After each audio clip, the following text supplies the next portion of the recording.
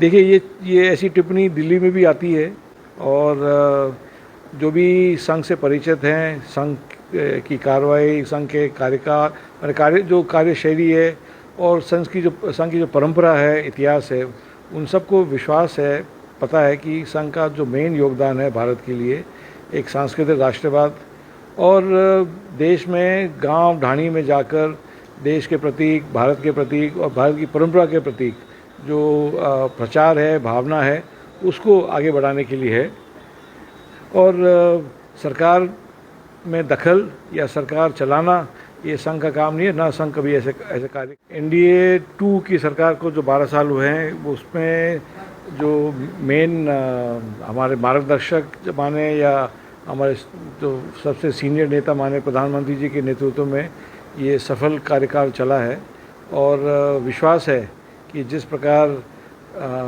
चाहे देश में चुनौतियां हो, चाहे विदेश में हो, और विशेषकर ये खाड़ी में जो युद्ध हुआ है, ऐसी चुनौतियों को पार करने के लिए ऐसा ही नेतृत्व चाहिए भारत को।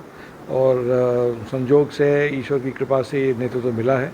और मुझे विश्वास है कि आगे भी आपका मार्गदर्शन, नेतृत्व मिलता रहेगा। देखिए, ये ऐसी टिप्पणी दिल्ली में भी आती है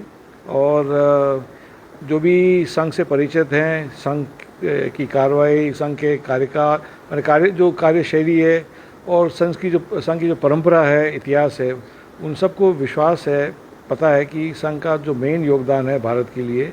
एक सांस्कृतिक राष्ट्रवाद और देश में गांव ढाणी में जाकर देश के प्रतीक, भारत के प्रतीक और भारत की परंपरा के प्रतीक जो प्रचार है, भावना है, उसको आगे बढ़ाने के लिए है। और सरकार में दखल या सरकार चलाना ये संघ का काम नहीं है, ना संघ कभी ऐसे कार्य करती है। जहाँ भी आपसी मेल और भाईचारे में गिरावट हो तो चिंता का विषय होता ही है, चाहे राजनीति हो, चाहे गांव की चौपाल हो या आम सभा हो पंचायत की। तो इससे ऊपर उठकर हमें, वो विशेषकर ये तो पहचान रही है राजस्थान की